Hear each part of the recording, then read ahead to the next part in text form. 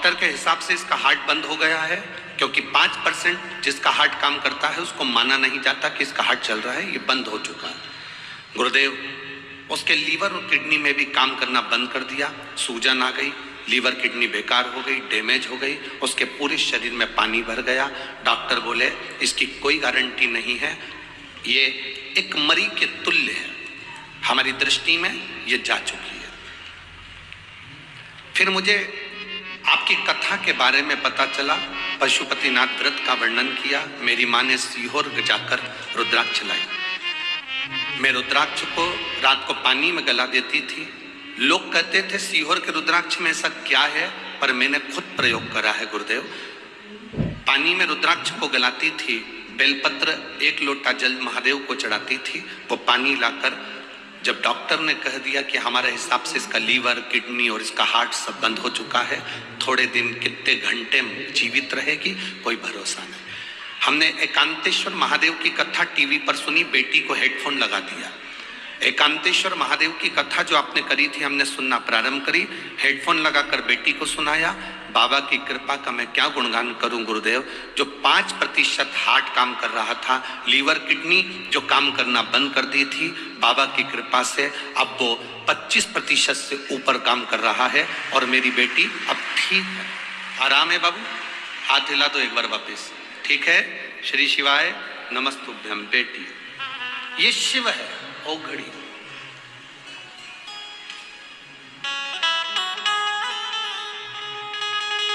आपका विश्वास, दुनिया भले हंसती हो, दुनिया भले टोकती हो, दुनिया भले अपशब्द कहती हो, मेरा बेटी से निवेदन है। उस बेटी ने अपने पत्र में लिखा कि मेरा बड़ा मन दुखता है, मंदिर में भोलेनाथ ताला लगा देते हैं और 2 महीने से उनका ताला नहीं खोला, केवल हमारे पशुपति व्रत करने से रोकने के चक्कर में। आप क्यों चिंता करती? अरे मत बुरे कर्म कर बंदे, वरना पछताएगा, भगवान की आंखों से बच नहीं पाएगा, तू बच नहीं पाएगा। अरे ओ अज्ञानी मत करना, तेरे कर्म का फल भी तू ही पाएगा, जैसा किया तूने तेरे आगे आएगा। मत बुरे कर्म कर बंदे, वरना पछताएगा, भगवान की आंखों से बच नहीं पाएगा, तू बच नहीं पाएगा। मेरा निवेदन है मेरी बेटी से, चिंता नहीं करना। हमारे मध्य प्रदेश में एक मंदिर के शंकर जी को पशुपति व्रत कोई ना करे तो कांच में जड़ दिया था, चारों तरफ कांच लगा दिया था। बाद में पुजारी जी आईसीयू में पड़े रहे, उनको वेंटिलेटर पर पटक दिया। जब मेरे उनकी पत्नी रोई, हाथ जोड़े, तब कांच को हथौड़ी से फोड़ा गया, शिव रिहा हुए, तब पंडित की ऑक्सीजन वापिस सामने आई। तुम क्यों टेंशन लेते? शंभू कहते हैं उसको, वो कैलाश में रहता है, खुले आसमान में रहता है। जब कभी आपको मंदिर में अगर जल चढ़ाने ना दिया जाए तो बेलपत्री के पेड़ के नीचे जाके जल चढ़ाना, मेरा शंकर उसको स्वीकार कर लेगा, मेरा शिव उसको स्वीकार कर लेगा। दुख नहीं करना, कभी भी टेंशन नहीं लेना, अपने मुंह से अपशब्द नहीं करना, ताने नहीं देना, गाली नहीं देना, आड़ा टेढ़ा नहीं कहना।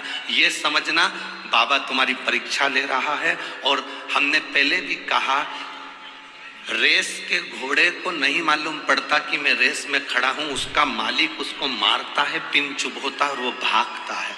दुनिया के लोग जितना तुम्हें कष्ट देंगे, समझ लेना कि भोलेनाथ तुम्हें रेस का घोड़ा बना के आगे निकालना चाहता है। तुम टेंशन क्यों लेते? आग लगे बस्ती में, अपन रहो मस्ती में, क्या किसको रोइए, चादर तान के सोइए। किसी से मुंह नहीं मिलाना अपने को, किसी को अपशब्द नहीं कहना, किसी को आड़ा टेढ़ा नहीं कहना। वो रास्ता अगर बंद हो गया, बाबा हो सकता है तुम्हें दूसरे रास्ते पर ले जाना चाहता है और उस रास्ते से मंजिल तक पहुंचाना चाहता है। ये उसकी मर्जी होगी, ये उसकी कृपा।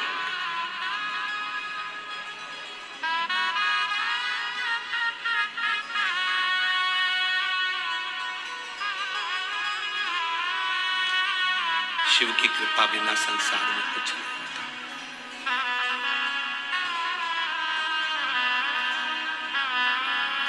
शिव कथा कर रही है,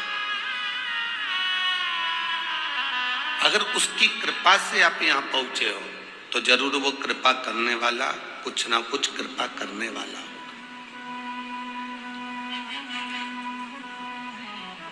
जिस बेटी के लिए डॉक्टर कह दिया 5% हार्ट काम कर रहा है और लीवर किडनी सब डैमेज हो चुकी है, क्या वो वापिस चालू हो सके? असंभव।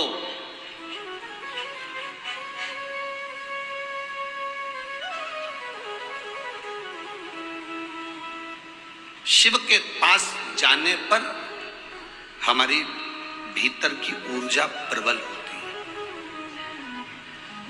हमने एक बात और पहले कही, अगर शंकर जी के शिवलिंग का तुम स्पर्श नहीं कर सकते, जा नहीं सकते, अंदर गर्भगृह में प्रवेश नहीं कर सकते, कोई बात नहीं, उसकी चौखट तक चले जाओ, नंदी तक चले जाओ, दरवाजे तक चले जाओ, वहां तक भी नहीं जा सकते, उसके शिखर का दर्शन कर लो, वो भी नहीं कर सकते, उसके दरवाजे से जब निकल कर गाड़ी लेकर जाओ तो उसकी ओर देखकर थोड़ा सा मुस्कुरा कर चले जाओ तो भी वो कृपा कर देता, तो भी वो करुणा कर देता। तुम्हारे मुस्कुराने से कई लोगों को टेंशन हो जाता है। एक व्यक्ति को बड़ा दुख हो और वो मुस्कुरा कर चले तो पड़ोसियों की नींद उड़ जाती है कि कितना कर्जे में लदा लूम है, बच्चों की शादी नहीं हो रही टेंशन है, संतान पैदा नहीं हो रही टेंशन है, कई साल शादी के निकल गए चिंता है। कई लोगों को तुम्हें देखकर और इसके बाद भी तुम्हारे चेहरे पर अगर प्रसन्नता है ना तो पड़ोसियों की रोटी खाना छूट जाती है कि इतनी दुख होने के बाद भी इतना प्रसन्न कैसे है, इसके चेहरे पर प्रसन्नता कैसे है। उसी तरह जैसे पड़ोसियों की नींद उड़ती है तुम्हारी प्रसन्नता से, देवादिदेव महादेव की धर्म पत्नी माता पार्वती की भी नींद उड़ जाती है जब तुम शंकर जी के मंदिर के सामने से निकलते हो और मुस्कुराकर श्री शिवाय नमस्तुभ्यम कहते हुए निकल जाते हो तो पार्वती जी भी चिंता में पड़ जाती है और शंकर जी से कहती बहुत दुखी है वो, इतनी दुखी है, ना काम धंधा चल रहा है, ना नौकरी है, ना सर्विस है, खाने तक के लाले हैं, तुम्हारे दरवाजे से निकल कर जाती है तो मुस्कुरा कर जाती है। वो जाता है दुकान पर तो मुस्कुरा कर जाता है, उसकी दुकान नहीं चलती तो भी मुस्कुरा कर जाता है। शंकर भगवान कहते हैं क्या चाहती है पार्वती? पार्वती जी कहती हैं इतना दुख होने पर भी जो मुस्कुराना जानता है, बस आशीर्वाद दे दो कि जिंदगी में उसके चेहरे पर मुस्कुराहट आ जाए और उसका दुख समाप्त हो। हमारे यहाँ तो रोने का क्रम है ही नहीं। कौशल्या जी के गर्भ से भगवान राम जी का प्रागट्य हुआ, कौशल्या जी ने राम जी को रुलाया, राम जी ने पूछा क्यों रुला रही हो? आज जन्म पर रोए हो तो मरण तक रोना पड़ेगा, रुलाने के लिए तो पूरी जिंदगी है, मुस्कुराने के लिए ये शिव महापुराण की कथा और शंकर भगवान का भजन है। मुस्कुराओ, जितनी प्रसन्नता तुम्हारे जीवन में उसको आनंद में जियो। बहू ने कुछ कह दिया रोने बैठ गए, सास ने कुछ कह दिया रोने बैठ गए, भाई ने कुछ कह दिया रोने बैठ गए, कोई पैसा खाकर चले गया रोने बैठ गए। खा गया ना, पैसा चले गया ना, अब वापिस नहीं आ रहा ना, तो रोने से कौन सा मतलब है? ये समझो पूर्व समय में तुमने उसका कुछ ले लिया होगा तो इस जन्म में वो तुम्हारे करीब में आकर तुम्हारा धन लेकर चला गया, उसका हिसाब उसने पूरा कर लिया। ये मानकर अपनी मेहनत फिर करो, फिर संघर्ष करो, फिर मेहनत करो, फिर चार चांद। हमारे कलकत्ता के एक जजमान, उनके घर में चोरी हो गई और उनका बहुत सारा व्यापार था सोने चांदी का और उनका बहुत सारा सोना चांदी दुकान का चोर लेकर चले गए, पूरी दुकान खाली कर गए, खूब रोए। खूब रोए, दोनों पति पत्नी खूब रोए। फोन लगाया, गुरुजी ऐसी ऐसी बात है, आशीष ने हमारी बात कराई। हमने उनसे कहा काहे को टेंशन लेना, हो सकता है पूर्व में तुम्हारा कोई लेन देन होगा, आज मिट गया। अरे गुरुजी 1.5-2 करोड़ का माल चले गया। हमने कहा कोई बात नहीं, पैदा हुए थे जब लेकर आए थे क्या 1.5-2 करोड़ का माल? नहीं लाए थे ना, मेहनत करी ना तुमने, 1.5-2 करोड़ रुपए की दौलत बनाई ना तुमने, दुकान सजाई ना तुमने, दुकान खरीदी ना तुमने, व्यापार किया ना तुमने, कोई दूसरे ने तो नहीं कर दिया, तुमने खुद मेहनत कर कर ये 1.5-2 करोड़ का शान सत्ता जमाई थी। चले गई, कोई बात नहीं, फिर मेहनत करना। अब की 2 करोड़ की थी, अब 8 करोड़ की वो देगा, तुम मेहनत करो। किस बात के लिए रो रहे हैं? अब सौंप दिया इस जीवन का सब भार तुम्हारे हाथों में, हे हार तुम्हारे हाथों में, हे जीत तुम्हारे हाथों में। कोई बात नहीं, दे दिया ना, कोई बात नहीं, टेंशन नहीं होना, प्रसन्न होकर जी।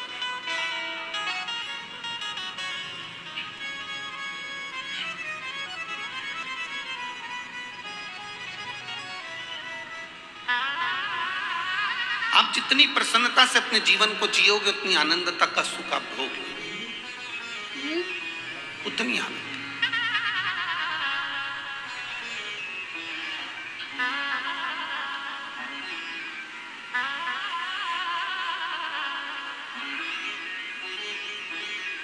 अब शिव कथा कर रहे हैं।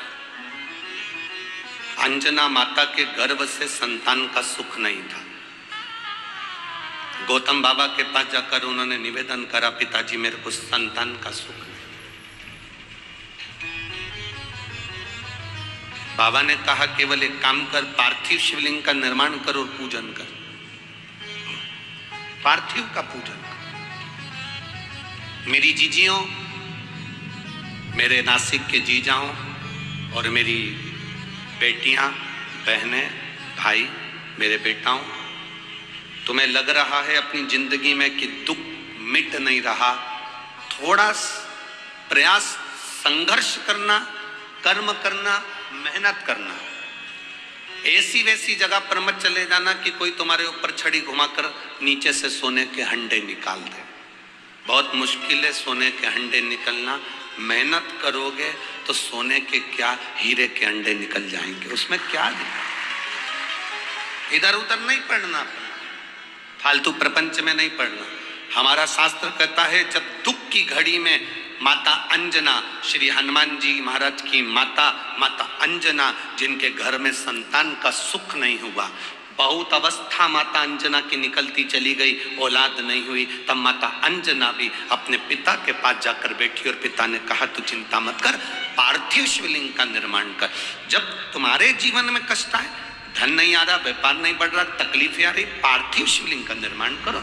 मेरे राम जी अयोध्या से चले लंका तक, बीच में उन्होंने पार्थिव शिवलिंग का जहां जहां रुकते थे वहां पार्थिव शिवलिंग का निर्माण करते थे, क्योंकि उनकी जिंदगी में उनको मालूम था कि दुख बहुत है। 14 वर्ष का वनवास मुझे झेल दिया गया है, वो 14 वर्ष का वनवास मुझे झेलना है, दुख बहुत है। इसलिए उन्होंने भगवान शंकर की पूजन करी। भगवान कृष्ण ने एक बार भी पांडवों से ये नहीं कहा कि तुम इस देवता की पूजन करो कि उस देवता की पूजन करो। पांडवों से कहा गया तुम शंकर जी की पूजन करो। जितने भी पांडवकालीन मंदिर मिलेंगे शंकर जी के मिलेंगे। पांडवों ने जो मंदिर का निर्माण करा वो शंकर जी का करा। भीम ने मंदिर बनाया, युधिष्ठिर ने मंदिर बनाया, अर्जुन ने मंदिर बनाया, नकुल सहदेव ने मंदिर बनाया, सब शिव के मंदिर। पांडव शंकर जी का अनुमोदन करते थे तो पांडवों को भी वो सुख प्राप्त हुआ, वो सुख मिला पांडवों।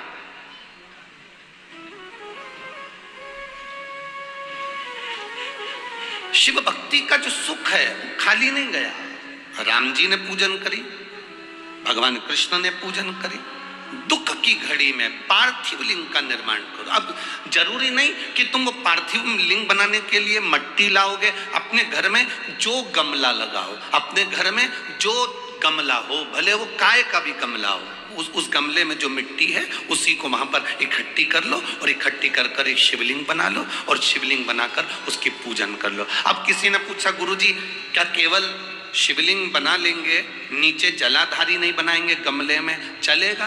क्यों नहीं चलेगा? शिव महापुराण में कहा गया केवल शिवलिंग अकेला बनता है तो उसको मणिलिंग कहा जाता है। उसकी पूजन का प्रमाण भी हमारे शास्त्रों में है। आप तो मिट्टी के ढेरे को ऊंचा करो, गमले के अंदर मिट्टी भरी है, उसको वहीं पर पेड़ पौधा लगा है बगीचे में, वहीं पर मिट्टी के ढेरे को ऊंचा करो, उसके पूजन करके जल विसर्जन करके बाद में उसको जल डालकर वहीं ठंडा कर दो, वहीं विसर्जन कर दो। कौन मना?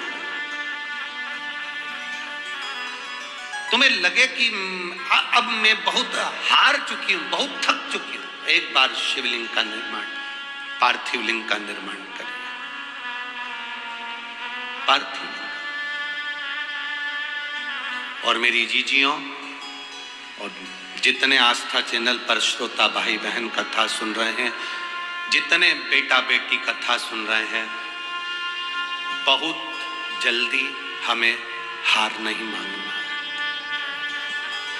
बहुत जल्दी हमें हार नहीं मानना,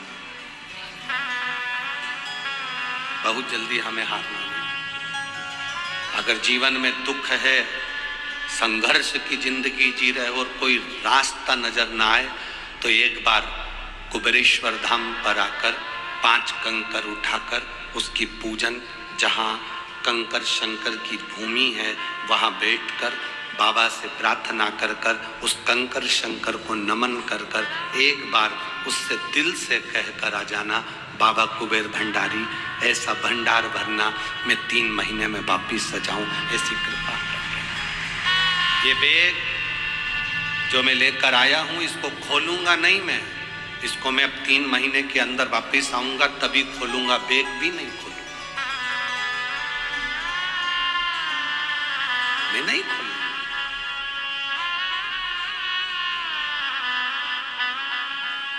खाली कहां भेजता है,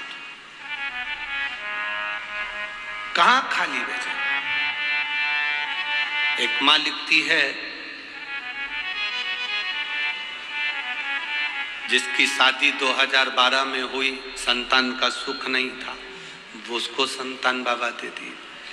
कोई को 25 वर्ष हो गए। ये पत्र इतने सारे हम लोग बांचेंगे तो बहुत समय हो जाता है पत्र को बांचने, बहुत।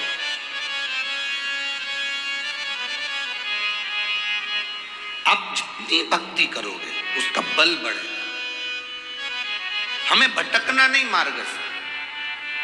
दुनिया के लोग तुम्हारे रास्ते को रोक देंगे, तुम्हें टेंशन नहीं लेना है। तुम जल चढ़ाने के लिए जाओगे, अब शब्द कहेंगे, टेंशन नहीं लेना। एक पत्र किसी ने लिखा,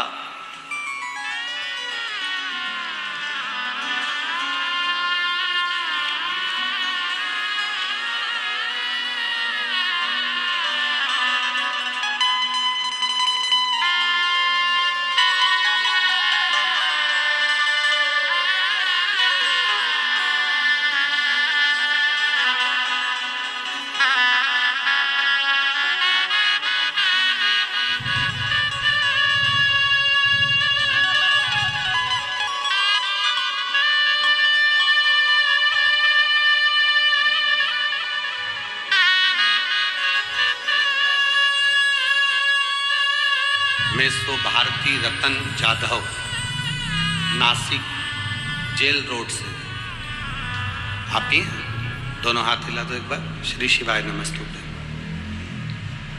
मैं सो भारती रतन जाधव नासिक जेल रोड से हूँ। मेरे पति रतन जाधव, जिनका लीवर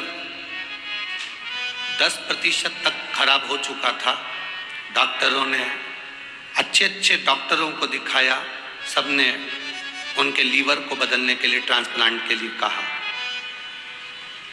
खर्चा बताया लगभग 20 से 30 लाख के लगभग में खर्चा। ऑपरेशन भी, उनका लीवर इस तरह से डैमेज हो चुका था कि उसका ऑपरेशन 8 स्टेज में करना था। 8 बार में उसको पूरा करना था। अब करें तो करें क्या।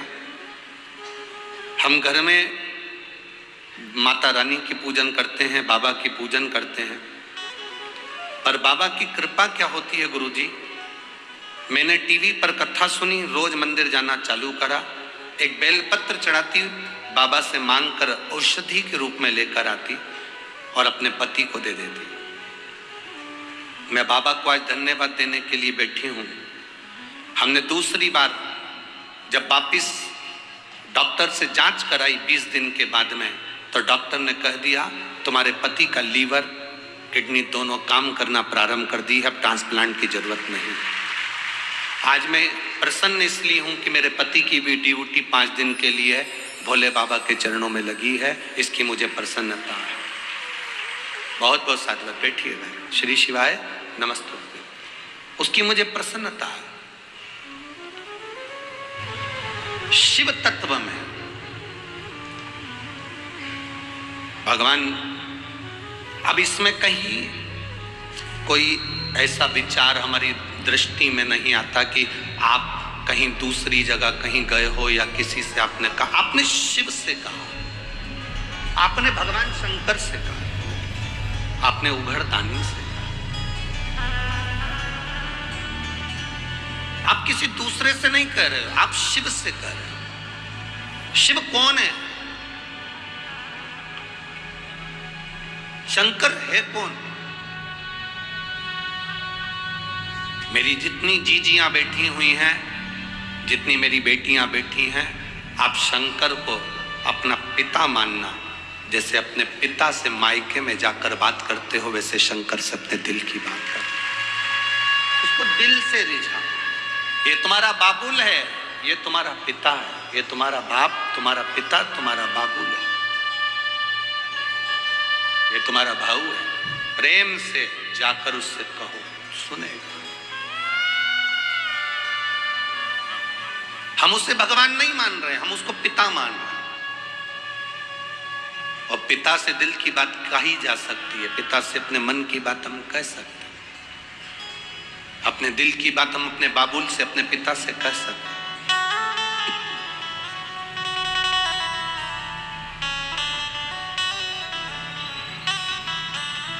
अंजना माता ने अपने दिल की बात अपने पिताजी गौतम बाबा से कही। उन्होंने कहा पार्थिव शिवलिंग का निर्माण करो। पार्थिव लिंग का निर्माण कर कर पूजन करने का फल बहुत है।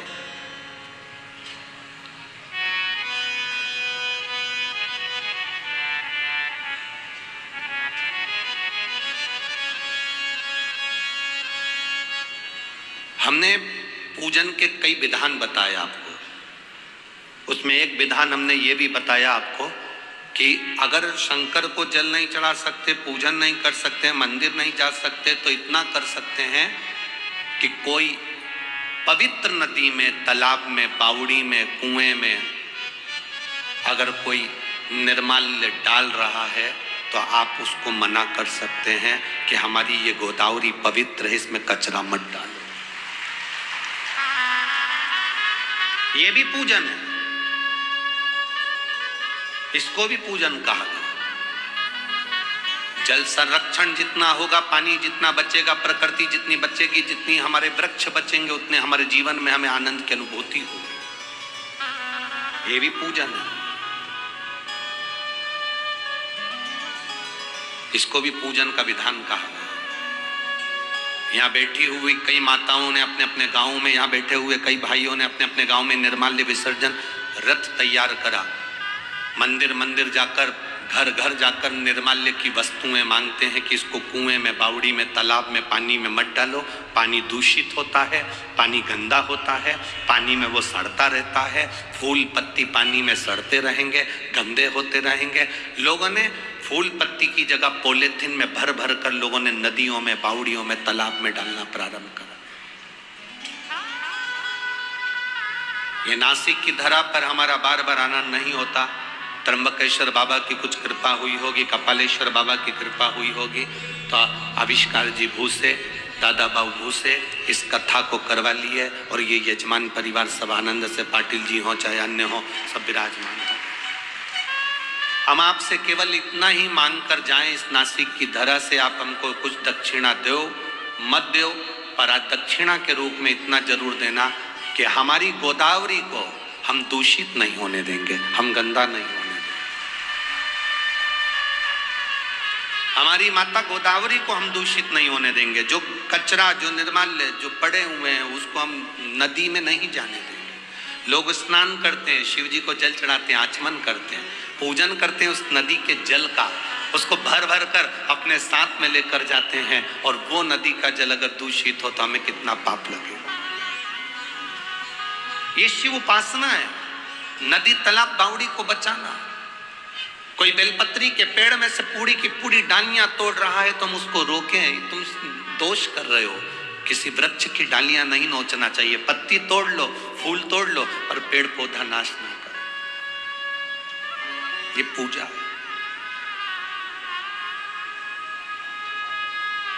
तुम निर्माल्य विसर्जन का रथ नासिक वाले नहीं चला सकते, तो एक नियम बनाओ, गोदावरी के तट पर, घाट पर हफ्ते में एक दिन जाएंगे, और गोदावरी के घाट पर जितना कचरा पड़ा होगा, जितना भी निर्माल्य सामग्री पड़ी होगी, जितनी पॉलीथीन पड़ी होगी, चप्पल पड़ी हो, कपड़े पड़े हो, सबको उठाकर हम ले जाकर एक साइड डाल दें।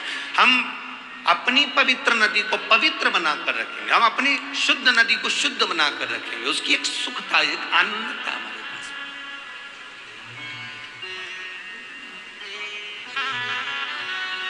ये शिव भक्ति है, इसको भी शंकर की आराधना करते हैं, इसको भी शंकर की पूजन करते हैं।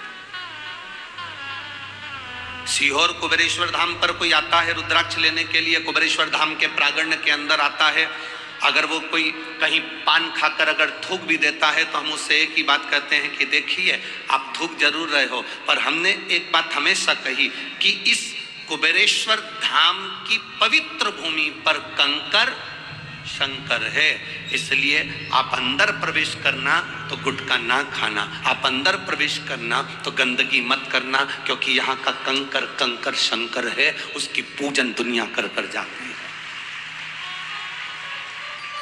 उसकी पूजन दुनिया कर कर जाती है।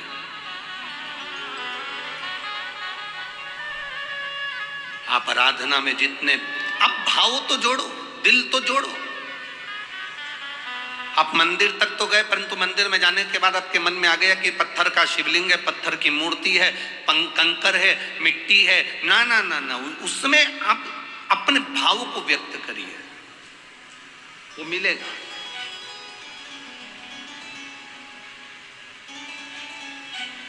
एक पत्र हमारे पास में भेजा था, यहाँ पर कोई एक माँ लगभग 48 वर्ष की कोई महिला आई हुई है, कोई 48 वर्ष या कितने वर्ष की हमें स्मरण में नहीं है। धूलिया में उसने कोई मन्नत मांगी थी, भगवान से प्रार्थना करी थी, और धूलिया की कथा में बैठकर उसने प्रार्थना करी थी, अगर मेरी मन्नत पूरी हो जाएगी तो जहाँ कथा होगी वहाँ पैदल जाऊंगी। तो कथा नासिक में थी, तो यहाँ तक वो पैदल आई है। कहीं बैठी हो तो, कहीं बैठी हो तो हाथ हिला सकती है। आप ही हैं, आ जाओ दोनों जने, आ जाओ। तो झंडा वंडा लाए हो आप लोग, अपना वो ले आओ, आ जाओ आ जाओ आ जाओ। नासिक धूलिया से पैदल आई, केवल कथा के पंडाल में बैठकर जो मांगा था बाबा ने वो पूर्ण कर दिया। तो उसने अभी मौका पाकर उसने कहा 200 किलोमीटर दूर है, पैदल पैदल चलकर तो शिव तत्व की प्राप्ति। क्या देगा वो उसके ऊपर निर्भर करता है, कैसे देगा वो उसके ऊपर निर्भर करता है, वो उसके ऊपर निर्भर। महाराज खाली ना जाता कोई दर से तुम्हारे, खाली ना जाता कोई दर से तुम्हारे, मैं भी खड़ा हूँ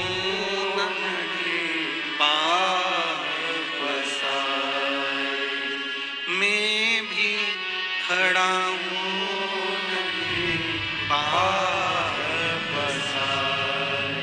अपने हृदय से लगा लो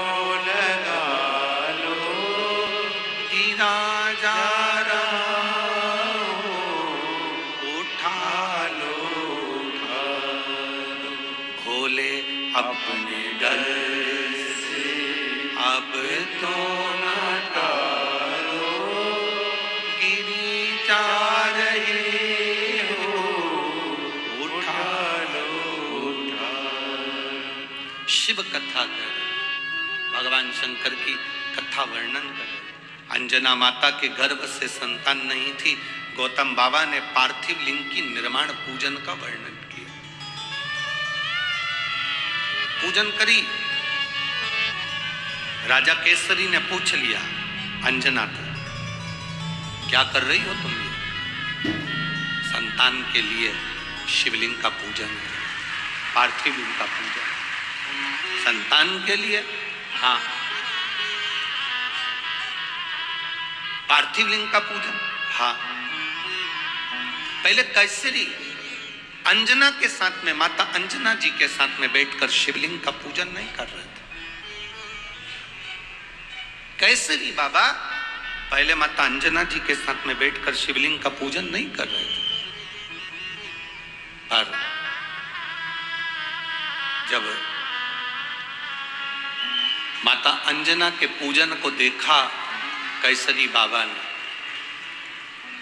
जब माता अंजना के पूजन को कैसरी बाबा ने जब देखा, तब माता अंजना के पूजन को देखकर कैसरी बाबा ने विचार कर लिया कि अब मैं भी अंजना माता के साथ में बैठकर शिव की आराधना करूंगा, शिवलिंग की पूजन करूंगा। मैं भी अंजना माता के साथ में बैठकर शंकर की आराधना करूंगा, शिवलिंग की पूजन करूंगा। लग गए। अब माता अंजना भी शंकर के पार्थिव लिंग का निर्माण करी है, केसरी बाबा उनके नजदीक में बैठकर शंकर भगवान के शिवलिंग का पूजन कर रहे हैं। केसरी बाबा शिवलिंग का पूजन अर्चना कर रहे हैं, आराधना कर रहे हैं।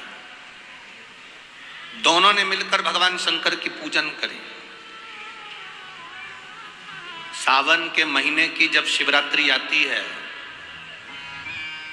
श्रावण के महीने की शिवरात्रि के दिन टीवी चैनल के माध्यम से, आस्था चैनल के माध्यम से, मोबाइल फेसबुक के माध्यम से पूरे भारत में आप और हम सब मिलकर शिवलिंग की पूजन करते हैं, पार्थिव लिंग का निर्माण करते हैं। करते हो ना आप लोग?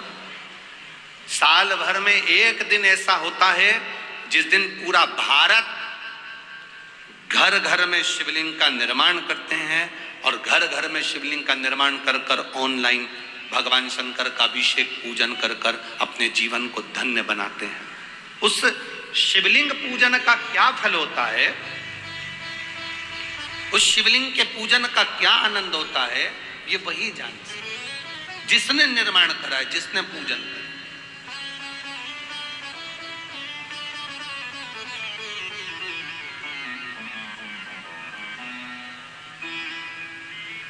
जो शिवलिंग के निर्माण को कर लेता है, शंकर भगवान का जो पूजन करता है, उसको मालूम पड़ जाता है कि शिवलिंग पूजन का क्या फल है, मंदिर जाने का क्या फल है, लोटा भर के जल चढ़ाने का क्या फल है, शंकर का अनुमोदन करने का क्या फल है, शंकर भगवान का शिवलिंग पर चढ़े हुए जल का आचमन करने का क्या फल है, एक बेलपत्र को पाने का क्या फल है, शिव महापुराण की कथा के पंडाल में बैठकर या टीवी के सामने बैठकर या मोबाइल के सम्मुख में कथा सुनने का क्या फल है। ये जो जानता है वो समझता है कि शंकर की भक्ति का फल क्या मिलता है, ये वो जानता है।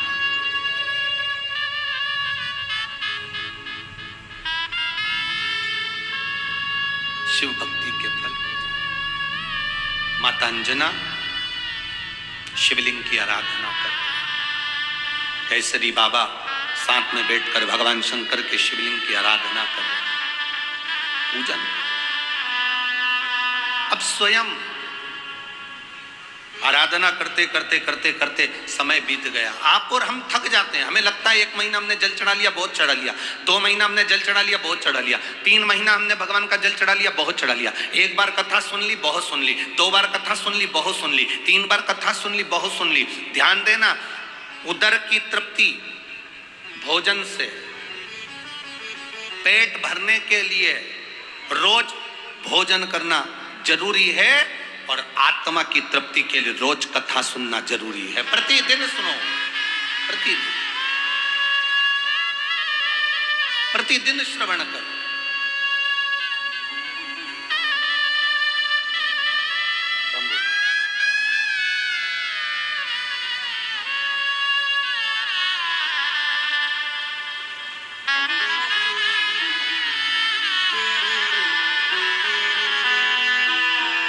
जोरदार ताली बजाइए। जो धूलिया से नासिक तक पैदल भगवान शिव की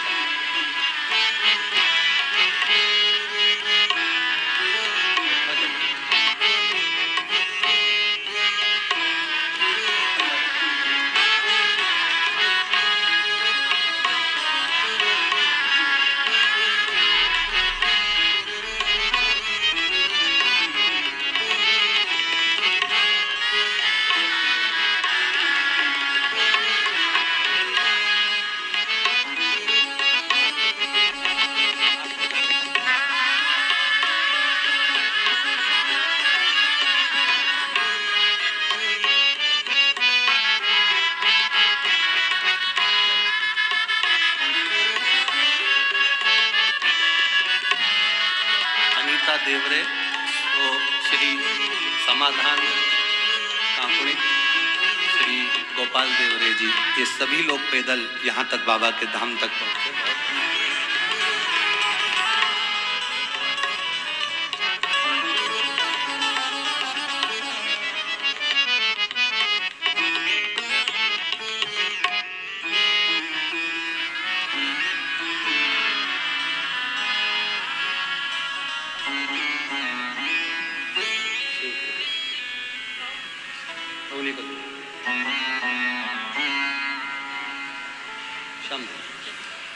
शिव कृपा इसी को करो।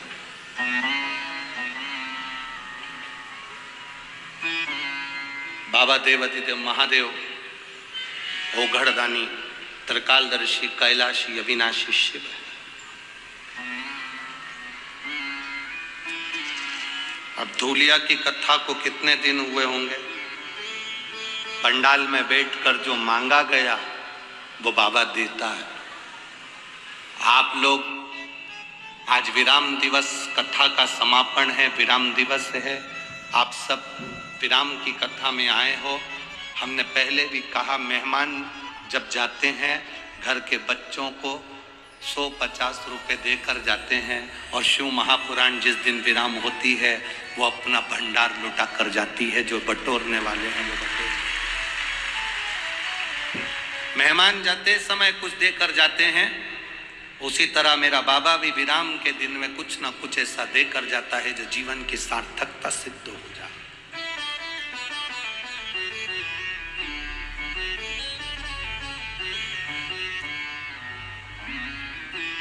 आप दिल से उसको पुकारेंगे, वो दिल से देता है, वो दिल से प्रदान करता है, वो देने में पीछे नहीं हटता। दुनिया कंजूसाई कर ले पर देवाधिदेव महादेव कंजूसाई नहीं करता।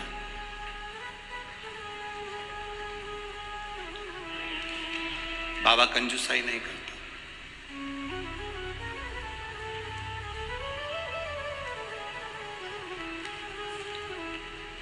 शिव कथा कर रही है, अंजना माता ने भगवान शंकर की पूजन करी। जब अंजना माता शिव जी की पूजन कर रही हैं, शिव प्रकट हो गए। शंकर भगवान प्रकट, और भगवान भोलेनाथ ने प्रकट होकर अंजना से कहा, मांग तुझे क्या चाहिए। अंजना कहती है, मेरे घर में संतान नहीं, औलाद नहीं। भगवान कहते हैं, मैं तुझे संतान प्राप्ति का वर देता हूं। अंजना कहती, नहीं नहीं नहीं, रुको रुको रुको, जरा रुकिए।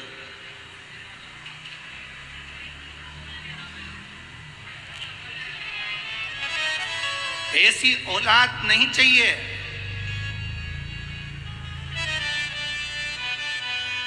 जो औलाद सनातन धर्म को गाली दे या हमारे धर्म को गाली दे। अंजना कहती है, मेरे गर्भ से अगर कोई औलाद हो तो भोलेनाथ तुम्हारे जैसी संतान होना चाहिए। केवल भगवान से ये मत कहना कि मेरे 15 साल हो गए, 8 साल हो गए, 10 साल हो गए, संतान नहीं, संतान दो। ना ना ना, भगवान से कहना औलाद ऐसी देना जो भारत देश में जन्म ले, भारत का भोजन करे, भारत की भूमि पर रहे और भारत की सभ्यता, संस्कृति और भारत के सनातन धर्म को और चार चांद लगाए, ऐसी औलाद। स्वामी विवेकानंद जैसी, रामकृष्ण परमहंस जैसी, संत तुकाराम जी जैसी, चैतन्य महाप्रभु जी जैसी, श्रीमद वल्लभाचार्य जी जैसी संतान हमारे गर्भ से जन्म ले। मीरा, कर्मा, ध्रुव, प्रहलाद जैसी औलाद हमारे यहां जन्म ले।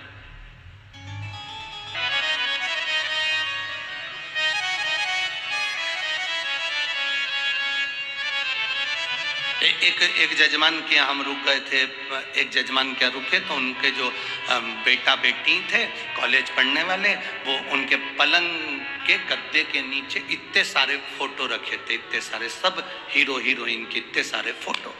अब उनके माता पिता हमको घर दिखाने ले गए, गुरुजी ये बेटी का कक्ष है, ये बेटे का कक्ष है, ये इसका कक्ष है, वो उसका कक्ष है। वो ऐसे ऐसे उसके पलंग के सिराने पर, टेबल पर इतने फोटो रखे। तो हमने पूछ लिया ये क्या रखा है, तो हम समझे कि कोई किताब मिताब बच्चे पढ़ते होंगे वो होगी। तो उन्होंने जो दिखाया तो ऐसी एल्बम जैसी थी और ऐसी पूरी गड्डी थी एल्बम की, उसमें फोटो ही फोटो लगे थे। हमको लगा इनके घर के लोगों के फोटो होंगे, हमने कहा जरा दिखाना। उन्होंने दिखाया, दिखाते से हमने देखा तो सारी हीरोइन के फोटो, सारे हीरो के फोटो उस एल्बम में लगे हुए थे।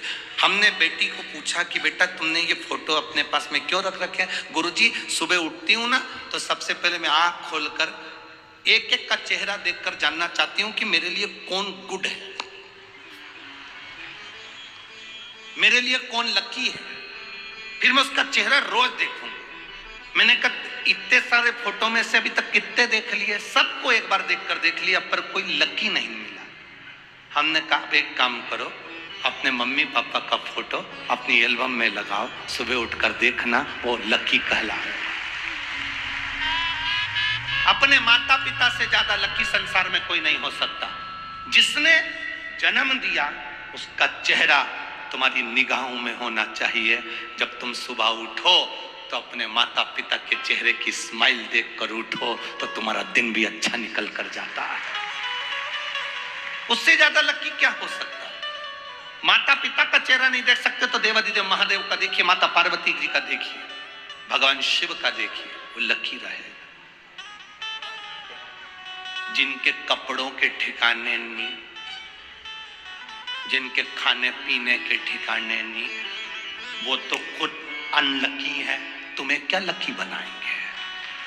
वो तुम्हें लकी बनाने चलेंगे, वो तो खुद अनलकी। उनका लक है क्या? अपने वस्त्रों को, अपने पहनावे को जनमानस तक श्रेष्ठ पहनावा नहीं दे पा रहे, श्रेष्ठ ज्ञान नहीं दे पा रहे, वो खुद ही दूसरे को ज्ञान नहीं दे पाए तो वो खुद ही तुमको क्या देंगे? अपने माता पिता से बढ़िया दुनिया में कोई नहीं है। हीरो हीरोइन को कितना भी देख लेना पर वो अपनी प्रॉपर्टी का कोई हिस्सा तुमको नहीं देंगे। नासिक वालों को देते हो तो बात दूसरी है। हीरो हीरोइन को कितना भी देख लेना, वो अपनी प्रॉपर्टी का हिस्सा नहीं देंगे, वो अंगूठी नहीं देंगे, चेन नहीं देंगे, गाड़ी नहीं देंगे, बंगला नहीं देंगे, अच्छे से अच्छा पैसा कमाएंगे पर वो आपको 1 रुपया नहीं देंगे। और एक तुम्हारे माता पिता हैं जिनको तुम गाली भी दे दोगे तो भी मरने के बाद अपनी चेन सोने की तुझे देकर जाएंगे, अंगूठी तुझे देकर जाएंगे, जमीन तुझे देकर जाएंगे, बंगला तुझे देकर जाएंगे, सब कुछ तेरा है। तू चाहे लड़ ले चाहे झगड़ ले, तू अपशब्द कह ले ताने दे ले। एक बहू अपने हमसे कहे हमारे सास बड़ी बुरी है, हम हमको बहुत अपशब्द कहती है, ये बहुत बुरी है। सास कहती बहू बड़ी बुरी है, तो हमने सास से कह दिया तुम्हारी बहू बड़ी बुरी है तो जितनी जायदाद प्रॉपर्टी है रकम मक्कम में सब किसी अनाथालय में दे। अरे महाराज काय को दे जाओ, कैसी भी है बहू तो मेरी है, बस। तो फिर क्या सोच, अच्छी है बुरू है, किस्मत में जो लिखा है वो कोई नहीं टाल सकता। एक लड़की थी, वो भगवान से रोज प्रार्थना करती थी, बाबा मेरी जहां शादी हो मेरी सास जरूर मिले, क्योंकि मेरे घर में मेरी माँ नहीं है, तो मेरी जहाँ शादी हो वहाँ सास जरूर मिले। दुनिया की पहली ऐसी लड़की थी जो भगवान से सास मांगती थी। नहीं तो आजकल की लड़की तो भगवान से प्रार्थना करती, हम दो, बाकी को सबको गोदावरी में फेंक दो, बस हम दो, बाकी के जितने घर के उनको गोदावरी में फेंक दो।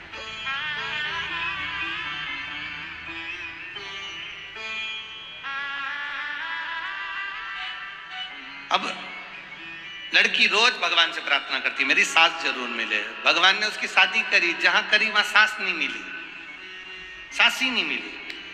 वो बड़ी दुखी हो गई, करूं क्या, मेरी सास नहीं, अब किससे पूछकर भोजन बनाऊं, किससे पूछकर मैं कोई काम करूं, पापड़ बनाना है, बड़ी बनाना है, भोजन बनाना है, कौन से पूछूं। कोई घर का बड़ा होता तो बताता। घर में तगाड़ी पड़ी थी, तगाड़ी जानते हो ना, लोहे की तगाड़ी, फावड़ा, गेती, लोहे की कुर्सी, जितना सामान पड़ा था सब लोहार की दुकान पर ले गई। लोहार से जाकर कहा इस लोहे की मुझे सास बना कर दे दो। लोहार ने पूरा सामान कला दिया, लोहे की सास बना कर दे दी। उसने सास को साड़ी माड़ी पहना दी, श्रृंगार मिंगार कर दिया, काजल लाली सब लगाकर कुर्सी पे बिठा दिया। सास से पूछती, बताओ माँ रोटी बनाऊं कि पूड़ी बनाऊं। सास से पूछ कर जाती, जो मन पड़ता बना लेती। सब्जी काय की बनाऊं, दाल बनाऊं कि भाजी बनाऊं, पूछ कर जाती, बना लेती। एक दिन पति खेत पर जा रहा था, पति ने पत्नी से पूछा, क्यों, मेरी तगाड़ी रखी थी, फावड़ा रखा था, गेती रखी थी, कहां गया। पत्नी ने तुरंत कहा, उसकी तो मैंने गलवा कर सास बनवा ली। इतने में तो पति को गुस्सा आ गया, पगली मूर्ख, अकल नहीं है, मेरा खेत का सामान, खेती का सामान, जमीन का सामान सब नाश कर दिया तूने। पति ने आधी रात को उसको धक्के मारकर घर से निकाल दिया। ऐसी पागल पत्नी मुझे नहीं चाहिए। जब सांस नहीं थी तो लोहे की बनाने की जरूरत क्या थी, और धक्के मारकर निकाल दिया। पत्नी बेचारी रोती हुई कहाँ जाती। आधी रात का समय, सामने एक पीपल का पेड़ था, उसके नीचे गई। उसको लगा पीपल के पेड़ के नीचे रहूंगी, कोई मुझे आ गया और मार कर चले गया तो बड़ी आफत हो जाएगी। वो बेचारी पेड़ के ऊपर चढ़ गई। पेड़ के ऊपर चढ़ी, चोर चोरी का सामान लेकर आ गए, पीपल के पेड़ के नीचे बैठकर अपना अपना चोरी का हिस्सा कर रहे थे। इसको गुस्सा आई, पति ने जब इसको निकाला तो इसकी जो सास थी लोहे की, उसको भी बाहर फेंक दिया था। वो सास को लेकर ऊपर चढ़ गई थी और नीचे चोर चोरी का सामान बांट रहे थे। इसको थोड़ी सी नींद का झोंका आ गया, सास नीचे गिर। सास जैसे नीचे गिरी, चोर भागे, भागो, कोई पुलिस वाला आ गया, सब चोर भाग गए। इसकी सास की आवाज आई इसको कि मेरी सास नीचे गिर गई। ये नीचे उतरी तो क्या देखती है, इतना सोना चांदी हीरा पड़ा था, सब बटोर लिया। बाजू में सास ली, सिर पे सोने की गठरी। घर पहुंच के आवाज लगा रही, सुनो तो, ऐ जी दरवाजा खोलो। पति ने दरवाजा खोला, फिर आ गई तू, अरे देखो तो सही, मेरी सास ने मुझे कितना दिया। जो दरवाजा खोलकर देखा तो सोना चांदी हीरा पन्ना हो गया। 6 महीने में तो गाड़ी बंगला जमीन जायदाद सब हो गया। सामने जो आंटी रहती थी उनकी टेंशन बढ़ गई, इतना कैसे आ गया। उसने इसको चाय पर बुलाया, क्यों जीजी, चाय पीते पीते पूछा कैसी हो, बढ़िया, इतना सारा तुम्हारे यहाँ माल कहाँ से आ गया। कहीं नहीं, मैंने मेरे घर में कुछ सास नहीं थी तो मैंने अपना घर का जो लोहे का सामान था, तगाड़ी फावड़ा गेती, सब गलवा के लोहे की सास बनवा ली, कुर्सी पे रखी, उससे पूछ के काम करती थी।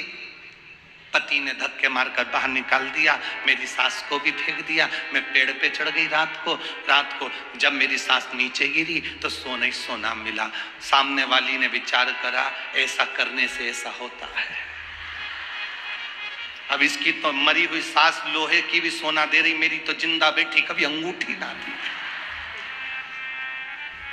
करूं क्या। उसने भी अपने पति से कहा, इधर आओ। पति बोला, हाँ।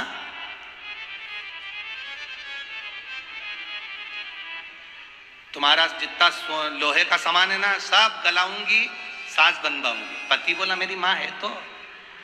अरे चुप रहो, तुम्हारी माँ है, चुप, मैं बस गलवाऊंगी, सास बनाऊंगी, उससे पूछूंगी रोटी कैसे बनाऊं, चाय कैसे बनाऊं, ये कैसे बनाऊं।